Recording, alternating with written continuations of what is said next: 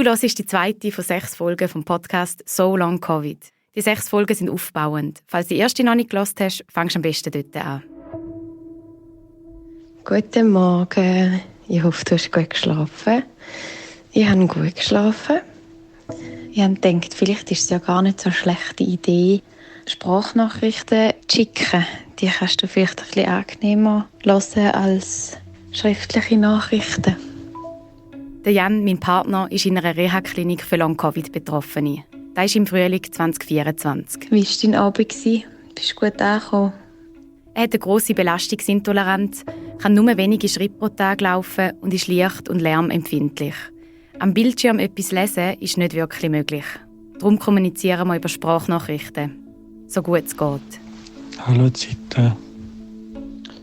Ich dachte, ich mache jetzt auch mal eine Sprachnachricht. Ich glaube, die erste, die ich je mache. Es ist mega emotional, die Nachrichten heute, 2 Jahre später, nochmal zu hören. Ich höre am Jan seiner Stimme so fest an, wie schwach und wie schlecht der Weg, dass er dann war. So schlecht, dass er seine Termine in der Klinik nicht wahrnehmen kann. Krafttraining, Ergotherapie, autogenes Training und so weiter. Er kommt ein Ultimatum über. Noch 1 Woche darf er es probieren. Entweder schafft er es, an genug Therapiestunden teilzunehmen, oder er muss wieder heimgehen. Ja, jetzt heute echt einen guten Tag haben bis jetzt. Es ist ein Auf und Ab. Und bei jeder Nachricht, die ich bekomme, werde ich zuerst mal nervös. Es tut mir leid, aber leider muss ich schon mal nicht so eine gute Nachricht überbringen. Ich bin jetzt halt schon mit schwach, um die Termine einhalten, was ich alles will. Und ja, es ist wirklich wichtig, dass ich jetzt bald auf die Beine komme, auch ein bisschen länger auch laufen kann. Ich will es so sehr, aber irgendwie, ja.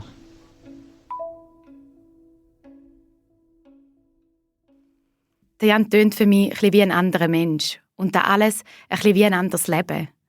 Oder wie der Jan in der letzten Folge gesagt hat, wie in einem schlechten Film.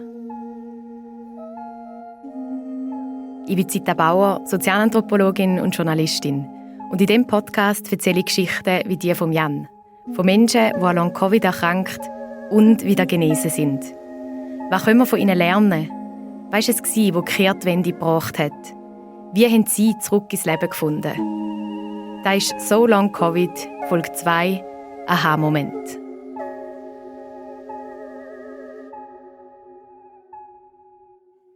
Eine von diesen 10'000 Menschen in der Schweiz, die schwer an Long-Covid erkrankt sind, ist Patricia Purtschott.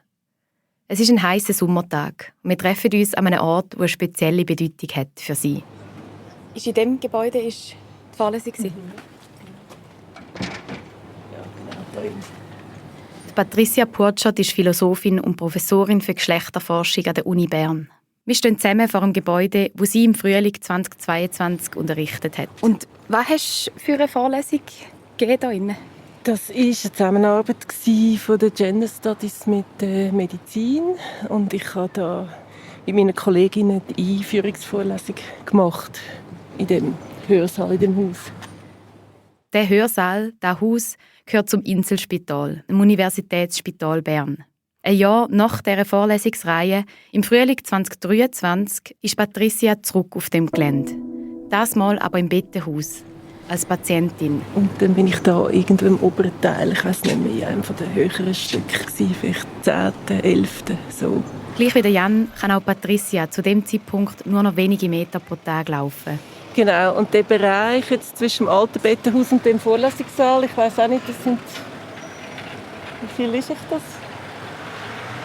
150, nein, ist das so schlecht? 200 Meter? Ja, ich würde auch sagen, es sind vielleicht 150, 200 Meter. Ich konnte das nicht ganz laufen. Aber ich habe wieder hingesehen und habe wie realisiert, wie nahe das örtlich ist. Ja, die 2 verschiedenen Leben. Ich schaue vom Bettenhaus zum Vorlesungssaal und wieder zurück. Hin und her zwischen 2 verschiedenen Leben. Wie krass kann die Krankheit alles auf den Kopf stellen? Kann ich heute schlafen? Kann ich laufen? Und wenn ja, wie viele Meter? Das sind die Fragen, die sich Patricia als Patientin stellt. Fragen, die noch ein Jahr vorher völlig selbstverständlich waren. Da ist sie hier um die Ecke gedüset, hat schwungvoll ihr Velo abgestellt und ist in den Vorlesungssaal hineingerannt. Ständig habe ich nur daran gedacht, dass ich wieder in das Leben zurück will, wo vielleicht eben so ein bisschen symbolisch auch mit dem Vorlesungssaal verbunden ist. Also das Leben, wo ich selbstbestimmt mich bewegen und die Sachen machen, die ich gerne mache. Also von dort her war das sehr präsent gewesen, aber ich habe einfach es war unendlich weit weg gewesen. Ich kann mir das nicht mehr vorstellen, wie ich je mit so einem Körper in so ein Leben zurück. Die Geschichte von Patricia erinnert mich fest an die von Jan. Beide arbeiten an der Uni, beide erkranken schwer an Long-Covid und beide werden am Tiefpunkt von ihrer Krankheit mit dem Rollstuhl in eine Klinik gefahren. Hey, und das mit dem Long-Covid. Fuck my life, das ist wirklich ein bisschen... Eine Sprachnachricht an eine Freundin. Entschuldigung für die Wortwahl. Aber ich muss sagen, mein Ausdruck passt. Im Online-Wörterbuch Urban Dictionary steht «Fuck my life», wenn etwas nicht so verläuft, wie erhofft. Und jetzt in den letzten 2 Wochen hat es sich einfach nochmal massiv verschlechtert. Ja, und jetzt ist es wirklich schlimm, ja. Also, es hat mich wirklich hart gehabt. Ja, wirklich selten in meinem Leben so etwas Strenges durchgemacht. Oder mache es durch. Das irgendwie auszuhalten, dass es ihm so schlecht geht. Und auszuhalten, dass niemand weiss, wie lange es wird andauern. Halt so die Geschichten, die man hört, von monatelang, jahrelang. Irreparabel, unheilbar. Nachher keine komplett in ein Loch. Pacing wie ein Weltmeister, Energiemanagement, verschiedenste Nahrungsergänzungsmittel, histaminarme Ernährung, absolute Ruhe. Wir haben so viel probiert und nichts hat Jan wirklich geholfen. Und auch in der Klinik ist bis jetzt die grosse Kehrtwende ausgeblieben. Am Wochenende bin ich ihn dann besuchen. Er hat mich nur ganz kurz treffen. 5 Stunden Zug fahren, für eine Viertelstunde zusammen sein. Und ich habe schon gewusst, er kann rein gar nichts dafür. Traurig gemacht hat es mich trotzdem. Wie soll das weitergehen? Auf dem Heimweg von Geiss auf Bern hocke ich im Zug und schaue gedankenverloren aus dem Fenster. Dann nehme ich mein Handy vor. Ich habe so viel über Long-Covid gelesen. Online, in Fachzeitschriften, in Foren für Betroffene und auf Social Media. Es fühlt sich an wie ein Sumpf aus negativen Berichten über schlimme Schicksale, Versorgung, die nie herlangt und die verzweifelte Suche nach Lösungen. Ich finde es wichtig, über die Einschränkungen und Hoffnungslosigkeit zu berichten, aber irgendwann hat es mich einfach nur noch deprimiert. Dazu all die pseudomedizinischen Angebote, wo man nicht recht weiss, machen die jetzt einfach Geld mit der Verzweiflung der Betroffenen und ihren Angehörigen. Und in diesem Sumpf bin ich plötzlich auf einen Artikel gestoßen. Im The Guardian, der britischen Tageszeitung. If you have long COVID, as I did, don't give up hope. Recovery is possible. Ich bin im Zug gehockt, plötzlich hellwach. Die leisliche Hoffnung hat mich richtig aufgeregt gemacht. Hoi, hoi. Ich weiss auch nicht, wieso dass man es mir nicht angehört, aber ich war wirklich aufgeregt. Vielleicht wollte ich den Jan nicht zu fest aufwühlen oder vielleicht wollte ich die Nachbarn nicht wecken. Auf jeden Fall, ich erzähle ihm von dem Artikel im Guardian. Der Artikel ist von einem Infektiologen namens Paul Garner. Und der Paul Garner erzählt von seiner eigenen Erfahrung. Er hat selber Long-Covid und ist mittlerweile vollständig genesen. Der Paul Garner hat eine Erklärung für Long-Covid, die ich so bis jetzt noch nie gehört habe. Das Nervensystem sei überaktiviert und schicke darum ständig Falschalarm in Form von verschiedensten Symptomen. Am Körper an sich sei nichts kaputt. Und er berichtet davon, was ihm geholfen hat. Er schreibt, er hätte aufgehört, seine Symptome ständig zu überwachen. Er hat nicht mehr auf das Symptom fokussiert. Eine plausible Erklärung von seinem Zustand hätte alles verändert für ihn. So hat er es aus dieser schlimmen Krankheit herausgeschafft. Das hat mir Mut gemacht zu hören. Aber ich habe mich schon auch gefragt, ob die Erklärung stimmt und ob das alles wirklich funktioniert. Beim Paul Garner hat es funktioniert. Er ist vollständig genesen. Ich treffe ihn für ein stündiges Interview via Videocall. Und das wäre während seiner Erkrankung niemals möglich gewesen. Hi, nice to see you. Yeah, good to see you. Der Paul Garner ist 70, Epidemiologe und Experte für öffentliche Gesundheit. Wir haben es in der ersten Folge schon von ihm gehabt. Er ist einer der ersten, der von Langzeitfolgen von Corona berichtet. Er, der die Symptome erlebt wie eine never-ending Achterbahn. I really could not understand it, but I obviously interpreted all the symptoms that I had that came and went as directly attributable to this weird, mysterious virus that was causing such havoc in the country. I mean, it was like a boom. It just bang. Der komische Virus hätte wie eine Bombe eingeschlagen. Er hätte sich seinen komischen Zustand Wochen nach der Infektion einfach nicht erklären können. Also hat er gemacht, was er als Professor für Infektiologie am besten kann. Er ist sein Problem wissenschaftlich angegangen. Er hat sich akribisch in Tabellen notiert, was er macht, wann er isst und wie sich das alles auf seinen Zustand auswirkt. Did you have one of those, how do you say, watches? Yes, yeah, absolutely useless. Completely useless. So I had spreadsheets, what my body battery was and what, sometimes I woke up and my body battery was incompatible with life. I mean, it was sort of just that nothing had happened. It was all over the place. Er hat sich so eine Pulsuhr gekauft, gleich wie der Jan.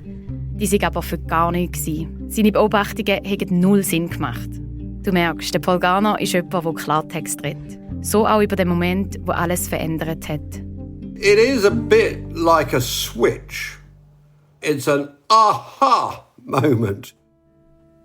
Es gäbe sogar eine wissenschaftliche Erklärung für so einen Aha-Moment. Apparently, there are thoughts in our unconscious that are circulating around that we haven't quite put together yet. And then occasionally things kind of fuse and then the brain sends it up into your cortex and you suddenly think it's aha, and it's associated with great pleasure apparently. So I think we all need lots more aha moments. Ein Aha-Moment entsteht, wenn unser Unterbewusstsein Informationen verarbeitet und neu kombiniert. Im Hintergrund, bevor wir bewusst darüber nachdenken. Wenn eine stimmige Lösung gefunden wird, gelangt die ins Bewusstsein und da fühlt sich dann an wie eine spontane Erkenntnis. Glückshormone werden ausgeschüttet und wir empfinden Freude und Erleichterung. An Paul Garner sein Aha-Moment ist ausgelöst worden durch eine Begegnung mit einer Psychologin aus Norwegen. Sie ist selber von MECFS genesen. Diese Begegnung war ein glücklicher Zufall. And then this person asked me if I was open to the idea that there might be something to do with my brain being involved in this. And I said yes. The person then gave me an explanation about neural pathways, fairly basic at the time. Die Person, also die Psychologin, hat ihm erklärt, deine Symptome sind real. Aber sie sind nicht Ausdruck von einem körperlichen Schaden, sondern vom Gehirn erlernt, über die Zeit. Und wie alles, was wir lernen, passiert da über neue neuronale Verknüpfungen. Das Unterbewusstsein bewertet Situationen als bedrohlich, aktiviert das Nervensystem und sendet körperliche Signale wie Schmerz, Fatigue, Fieber, erhöhten Puls, gerötete Haut und so weiter. Also auch messbare Symptome. Die Prozesse laufen automatisch und unbewusst ab. Wir haben keinen direkten Einfluss darauf. Genau gleich wie auch die Aha-Momente, die ihren Ursprung im Unterbewusstsein haben und wo man darum nicht erzwingen können. Und dann ist die Psychologin zum springenden Punkt gekommen. Auch wenn die Prozesse unbewusst ablaufen, kannst du die Symptome längerfristig wieder verlernen. Du kannst wieder gesund werden. And suddenly my world changed. There was a way out. And that in itself, the explanation and the hope, started the process of getting better really quite quickly. Die Erklärung und die Hoffnung, dass es besser werden kann, seien der Start von seinem Genesungsprozess. Wir können die Symptome, die einem das Leben zur Hölle machen, wieder verlernen. Nicht mit Medis, nicht mit dem Tracken vom Energiehaushalt, sondern mit neuen Verknüpfungen, mit bewussten Handlungen, die das Unterbewusstsein beeinflussen. So hat es beim Paul Garner funktioniert. Und es gibt auch andere positive Beispiele, auch in der Schweiz. Kurz nachdem ich den Artikel im Guardian entdeckt habe, erzählt mir eine Freundin von der Patricia Purchot.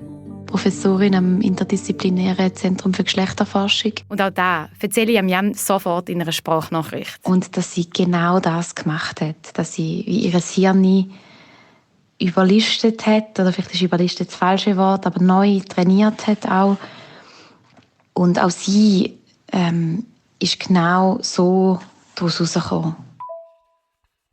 Das war ja lange das Problem, dass ich mir nicht vorstellen konnte. Es ist immer schlimmer geworden. Ich konnte mir nicht vorstellen, wie der Körper je wieder die Kurve soll bekommen. Das war mir ein Rätsel.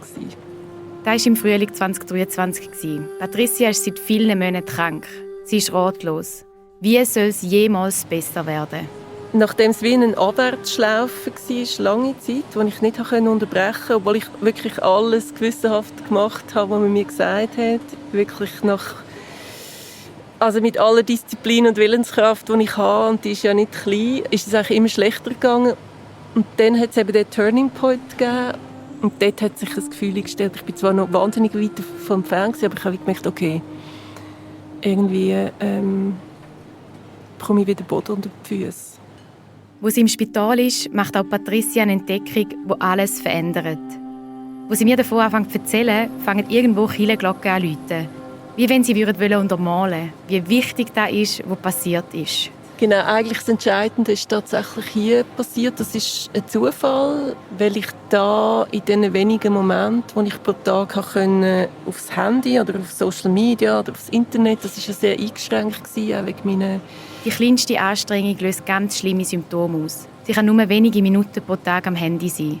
Und in einem von diesen Momenten habe ich auf Altea, das ist das eine Netzwerk, das von GesundheitsexpertInnen gegründet worden ist für Betroffene, habe ich einen Post gelesen von einer Person, die sehr ähnlich krank war wie ich und die relativ schnell gesund geworden ist. Und die Person hat das beschrieben. Und das war wirklich so ein Schlüsselerlebnis gewesen. Also ich habe wirklich den Post gelesen und gemerkt, okay, das ist jetzt einfach wie eine neue Tür, die aufgeht, und ich bin verzweifelt und ich habe wirklich gemerkt, mit jeder Faser von meinem Körper, ich will zurück ins Leben. Das ist auch gut gewesen, das so klar zu merken. Also da gibt es irgendwie überhaupt keinen Zweifel daran, dass ich alles wieder dran setze.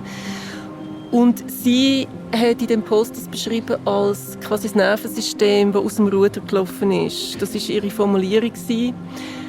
Und hat auch darauf hingewiesen, auf mehrere Webseiten, Artikel und vor allem auch auf Webseiten mit Genesungsgeschichten. Und das ist sehr wichtig, weil ich eben sehr viele negative Berichte immer gelesen habe, sehr viele Berichte, die Angst machen, die quasi sagen, eben, je länger es geht, desto schwieriger ist es, da je wieder rauszukommen. Und so quasi der Hinweis, ihr müsst wirklich Genesungsgeschichten lesen, ihr müsst schauen, wie andere daraus gekommen sind. Und vor allem der Hinweis auf das Nervensystem, das hat mir total eingeleuchtet. Das hat wirklich einfach Klick gemacht. Und dann habe ich dort eigentlich angefangen, mich mit diesen Ansätzen zu beschäftigen. Und das würde ich wirklich sagen, dort hat sich alles gedreht. In dem Post, den Patricia liest, sind mehrere Artikel verlinkt. Darunter ist einer vom The Guardian.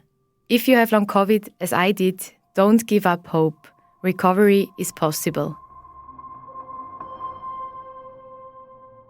Es war kurz nach meinem 30. Geburtstag, im März 2024, als ich von Paul Garner und Patricia Purtschert erfahren.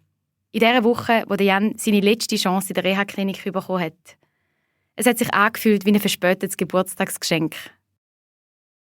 Ich habe ja dann viele Sprachnachrichten geschickt, wo ich da von Paul Garner erzählt habe und nachher auch von der Patricia.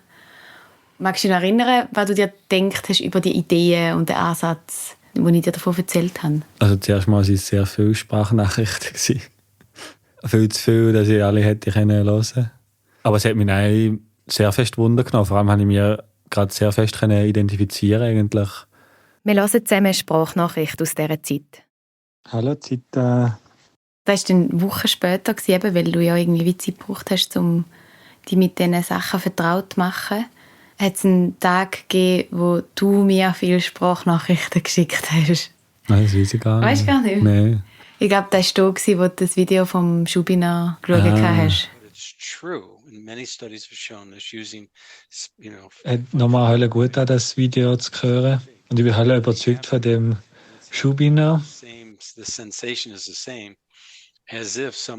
Der Howard Schubiner ist ein Arzt und Professor aus den USA, der seit 20 Jahren PatientInnen mit den gleichen Techniken behandelt, die Paul Garner und Patricia Purtschert geholfen haben.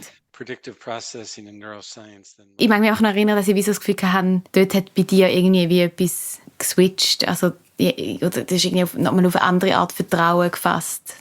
dass es gut kommt oder so? Nee, ich glaube, dann habe ich es einfach noch mehr verstanden, was es bedeutet und ich glaube auch in Tragweite verstanden, dass das überhaupt nicht Long-Covid-spezifisch ist, sondern dass es wie eben eine neue Art ist, um den Körper zu verstehen oder wie der Körper funktioniert, zu verstehen. Ich glaube, das hat mich dann so fasziniert.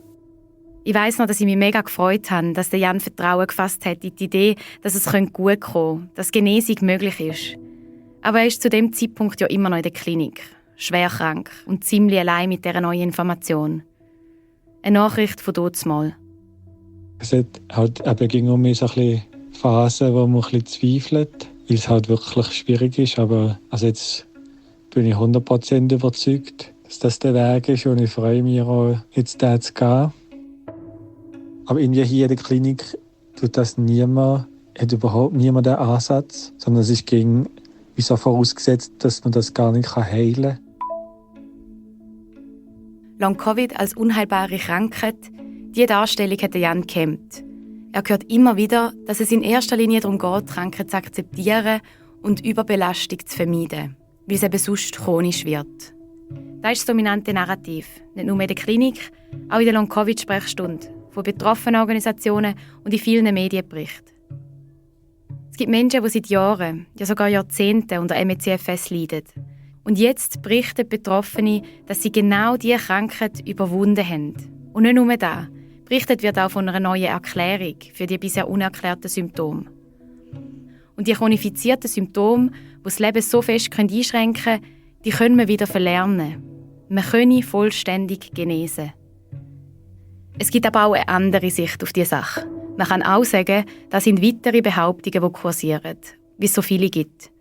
Es ist ja auch suspekt, dass zum Beispiel die spezialisierte Long-Covid-Klinik anscheinend nichts von dem Ansatz weiss. Ich habe mich schon auch gefragt, ob ich da jetzt auf einen Hokuspokus hineingehe. Wenn man verzweifelt und hoffnungslos ist man nämlich besonders anfällig für dubiose Heilungsversprechen. Und das kann auch richtig teuer werden. Dazu gibt es genug tragische Geschichten. Was steckt also hinter dem Erklärungsmodell? Kann man dem vertrauen? Und wieso gibt es nicht mehr Fachpersonen, die damit arbeiten? Es wird uns eben nicht beigebracht. Wir Mediziner lernen das nicht im Studium. Man kann ganz wunderbar Schmerztherapie machen oder überhaupt Medizin und an den neuesten Erkenntnissen komplett vorbeischrammen. Das sagt Antje Kallweit. Ich bin ganz ursprünglich Anästhesistin und habe meine schmerztherapeutische Weiterbildung gemacht und bin niedergelassen in Hamburg mit einer eigenen Praxis. Antje Kallweit arbeitet seit etwa 10 Jahren als Schmerztherapeutin und seit gut 4 Jahren jetzt mit diesen neuen Methoden. Und das kam genau für mich auch zum richtigen Zeitpunkt, weil ich total frustriert war mit meinen Leuten und das Gefühl hatte, ich kann denen eigentlich nicht das anbieten, was ich gerne wollen würde. Vor etwa 5 Jahren stößt Antje Kallweit auf einen Podcast von einer Psychotherapeutin aus den USA. Hello, how are you today? This is Nicole and you have reached my podcast, The Cure for Chronic Pain with me, Nicole Sachs. The Cure for Chronic Pain. Das war ein Titel, der mich als Schmerztherapeutin natürlich gecatcht hat, weil ich dachte, das kann die ja nicht behaupten, gibt's ja gar nicht. Chronische Schmerzen heilen. Das gibt es zu dem Zeitpunkt nicht in der Welt von der Schmerztherapeutin Antje Kallweit. Sie wird neugierig und hört gerade mehrere Folgen vom Podcast. Welcome. Today is a little bit... Ich weiß noch, im Garten, irgendwie beim Unkrautzupfen. Dort im Garten, beim Jetten und Podcast hören, hat auch sie einen Aha-Moment. Wo ich dachte so, verrückt, das ist ja genau das, was ich in meiner Praxis erlebe und sie präsentiert mir dazu ein Tool, eine Möglichkeit, wie man da weiter rangehen kann. Und habe festgestellt, dass das, was sie in ihrem Podcast macht, auch nur ein Teil der ganzen Wahrheit ist und dass dahinter aber nochmal eine ganz andere, auch wissenschaftlich sehr fundierte, neue schmerztherapeutische Bewegung sich eigentlich verbirgt. Die neue schmerztherapeutische Bewegung, die Antje entdeckt, ist im deutschsprachigen Raum noch wenig bekannt. Und dann habe ich es angewendet und dann habe ich gemerkt, das ist verrückt, weil es funktioniert total toll und es gibt ganz viele neue Dinge, die eben hier in Deutschland auch noch nicht angekommen sind und in der breiten Masse nicht verfügbar sind. Was sind da für neue wissenschaftliche Erkenntnisse? Und kann da wirklich sein, dass es vielversprechende Erkenntnisse gibt, die einfach noch nicht in der Breite angekommen sind? Ich verstehe gut, wenn an dieser Stelle Skepsis aufkommt. Also es muss noch nicht mal eine 100%ige Überzeugung sein, die hat eigentlich keiner, wenn man beginnt. Aber eine Idee von, irgendwas passt hier nicht zusammen. Es startet ja oft mit einfach einer Geschichte. Mit einem anderen Menschen, der sagt, oh, schau mal, was mir passiert ist und wie das für mich funktioniert hat. Und deswegen sind diese Genesungsgeschichten so unfassbar wertvoll. Der Paul Garner ist durch einen glücklichen Zufall mit dieser norwegischen Psychologin in Kontakt gekommen. Patricia Purchert hat in einem Forum einen Post von einer anderen Betroffenen gefunden. Und diese beiden Geschichten machen für Jan eine neue Tür auf. Von anderen zu hören, die die schlimme Krankheit vollständig überwunden haben, das gibt ihm neuen Mut und Kraft. Bis es dann halt gleich passiert ist wie im Film. Es passiert, wie sich Jan ausgemalt hat. Es gibt den Plot-Twist, wo die Geschichte in eine neue Richtung geht. Und du hast ja dann deine eigene Recovery-Story, Genesungsgeschichte aufgeschrieben. Gut ein halbes Jahr nachdem ich auf den Ansatz gestossen bin, schreibt Jan seine eigene Genesungsgeschichte. Was war deine Motivation für das? Also wie so ein Zufall war eigentlich, dass wir auf das Wissen sind gestossen. Und das war nur so, weil jemand eben das aufgeschrieben hat und das geteilt hat. Also das wollte ich auch weitergeben. Und eben auch zu wissen, dass noch so viele Leute daran leiden, auch alle Leute, die ich in der Klinik getroffen habe und miterlebt habe, dass hoffentlich weitere ganz viele Leute das Gleiche erleben. Ja. Der Paul, Patricia und Jan sind nicht die einzigen mit Genesungsgeschichten. Ich bin in der Recherche auf ganz viele gestossen, auch in der Schweiz. Vielleicht kennst du die Geschichte von der Profi-Radsportlerin Marlen Reusser, die nach ihrer Genesung von Long-Covid wieder zurück an der Weltspitze ist. Ja, ich habe selber eben, wie du sagst, die Erkrankung erlebt und auch so ein bisschen der Narrativ in der Schweiz, dass es sehr aussichtslos ist, dass es vielen einfach lange nicht gut geht und dass man auch nichts machen kann. Also dass man eigentlich so ein bisschen mit gebundenen Händen muss darauf warten, ob man vom Glück erfasst wird, dass man irgendwie heilen kann oder ob man zu den Pechvögeln gehört und das einfach ewig hat. Und das hat mich ultra traurig, ultra hoffnungslos gemacht. Bis Marlen Reusser von mehreren Seiten auf den neuen Ansatz aufmerksam gemacht worden ist. Von ihrem Partner, ihrer besten Freundin und... Ein Weg war, dass der Jan und Esther das nachher mir erzählt. Die Marlen gehört von dem neuen Krankheitsverständnis auch von Jan, über eine gemeinsame Kollegin. Der Impuls zur Veränderung, der Zugang zu dem neuen Wissen, kommt oft von einer anderen betroffenen Person, die ihre Geschichte teilt. In einem Artikel, in einem Post oder in einem Podcast. Ich meine, wenn ich nicht hätte Leute gehabt, die mir das näher gebracht hätten, wäre ich nie drauf gekommen. Plötzlich stellen sich Fragen, die man sich vorher noch nie ernsthaft gestellt hat. Wer kann mir sagen, wo ist die Grenze zwischen Körper und Geist? Was steckt genau hinter dem neuen schmerztherapeutischen Ansatz? Und hat er wirklich Hände und Füße? It's science. This is just science. It's the science of the brain and how the brain works. Und das bringt uns zu der entscheidenden Frage. And now you're saying that long COVID or post-COVID too is a neuroplastic condition. Das dann das nächste Mal, in einer Woche, am 22. März. Eine krasse Woche. Es war eine wahnsinnige Woche und ich glaube, in dieser Woche habe ich mein ganzes Mindset über die Medizin und die Welt eigentlich verändert. Das ist «So Long Covid», eine unabhängige Produktion von Jan Zosso und mir, Zita Bauer.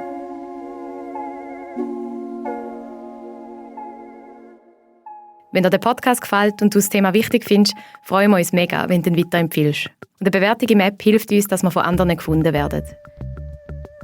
Originalmusik Janusz Meinzen und Moritz Widrig, Mastering, Mix und Sounddesign Christina Baron, dramaturgische Beratung Franziska Engelhardt, Sprachregie Irene Müller, Aufnahmestudio Radio Rabe, Host und Schnitt Zita Bauer, Produktion, Konzept und Redaktion Jan Zosso und Zita Bauer.